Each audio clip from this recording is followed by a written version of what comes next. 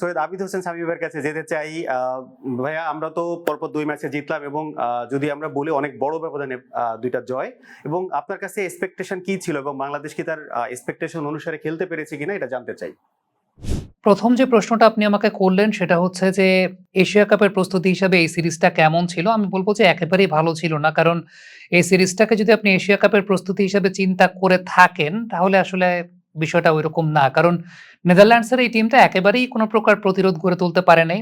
ব্যাস ডিলিট ছিলেন না এই দলটাতে, ভ্যান বিক ছিলেন না। ইভেন আমার কাছে মনে আছে যে ওপেনিং এ এর আগে যখন বাংলাদেশ মুখোমুখি হয়েছিল নেদারল্যান্ডসের, মাইকেল লেভি ছিলেন সেই জায়গাটায়। তিনিও বেশ ভালো ব্যাটিং করে থাকেন। এই ক্রিকেটাররা ছিলেন না। আমার কাছে আসলে এই দলটাকে খুব বেশি বিচ্ছিন্ন মনে হয়েছে, দলটাকে একঘেয়ে মনে হয়েছে। এরা কোন প্রকার ফাইটই জেনারেট করতে পারেন নাই। ইভেন আরিয়ান দাত যে মাপের বোলিং তিনি করে থাকেন, সেই মাপের বোলিংও তার কাছ থেকে দেখা যায় নাই। সবকিছু মিলিয়ে আমি বলব না যে বাংলাদেশের জন্য কোনো আদর্শ প্রস্তুতি হয়েছে। হ্যাঁ, কনফিডেন্স গেইন করা গেছে। ২ টা বড় ব্যবধানে জয় বাংলাদেশ পেয়েছে। বাংলাদেশ তাদের পার্টটা প্লে করেছে। সেটা একটা বিষয়। কিন্তু as far as quality is concerned, quality cricket is concerned, I think they were way behind এবং they were not that much competitive what we expected এবং এটা খুব ভালো যে এখানে উইকেট খুব ভালো প্রস্তুত করা হয়েছিল।